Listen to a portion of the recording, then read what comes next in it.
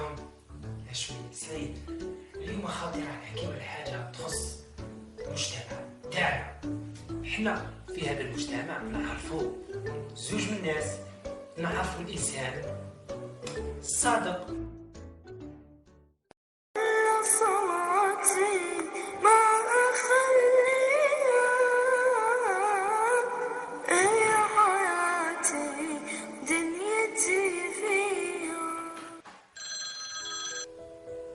الو شكون؟ صباحك لاباس؟ والله غير الحمد لله. واش اليوم الجمعة ما تجيش تصلي؟ ما طلعش الجامع؟ ها والله انا نصلي. كيفاش؟ حقا هذيك اللي قلت عليها كاين منها؟ قولوا والله كاينه منها صح. واش ربحت الدار؟ رحمتك يا رب. وانت؟ معليش، كل عطلة فيها خير. انا بصح ما نقدرش نجيب دوكا ثانية في بلاصتي. واه الا صلاتي ما اخليها نروح. خليك راح يقوم يا. واش نقول لكم خاوتي؟ نقول لكم نعم، يس، اكيد، فري، صحيح. للانسان اللي يكون ايمانه بالله كبير ويكون يحب صلاته. مي اخي العزيز، نسيت باش نقول لك اللي كاين انسان كذاب. بزر احضر. شكون؟ واش تحوس؟ راني رايح. وين كيفاش وين؟ راني في الماريكان. في اليابان.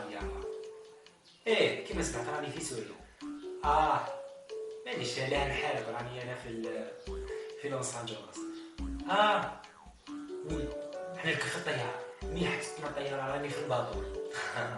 بابور سيركيلاسيون بزاف في الماء، في البحر.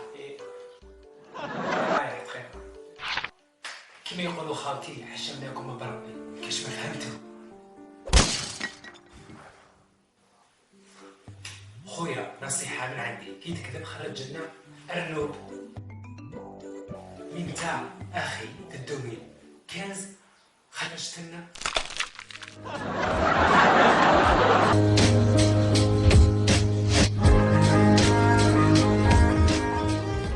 مي خالتي حنا بكري كنا نعرفوا الكذب بطريقة اقتصادية. واحد كي راح يكذب كذبة صغيرة.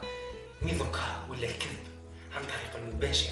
حتى الصحافة ولات كيديروه منا في لاتيلي، راح يهضروا واحد الهضره ما تفهمهاش كاع كيما. Chers amis, maintenant rendez-vous avec le journal présenté par Sarah Bjaïd. Selon oui, pour le candidat de la Concorde nationale des élections, présidentielle CB Abdou Mansour Hadi et sur le... السلام أخي المشاهد، سوف نقدم لكم اليوم نشرة خاصة، وهذه النشرة بفضل قناة الشروق تيفي. أعلنت الشروق تيفي اليوم خبر عاجل، وهو أن الجزائر أصبحت تعد في المرتبة الثانية عالميا من حيث التقدم والازدهار، وخاصة في الزراعة والتجارة والصناعة، وهذا بفضل تطور العلماء في الجزائر بكثرة.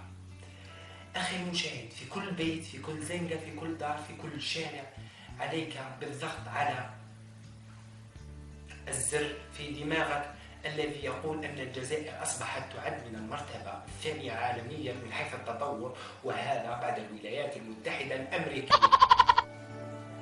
مي خالتي، حتى الكذب في العالم العربي ولا بالتطور والازدهار.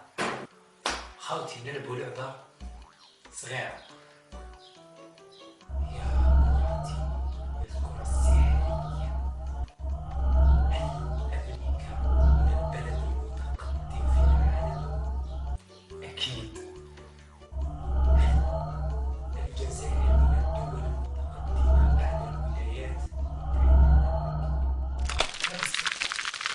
خاوتي حنا لهنا نقول لكم الفيديو تاعنا خلاص.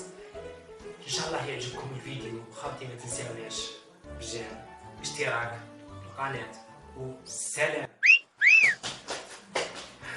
قبل ما تروح ان شاء الله ما تكونش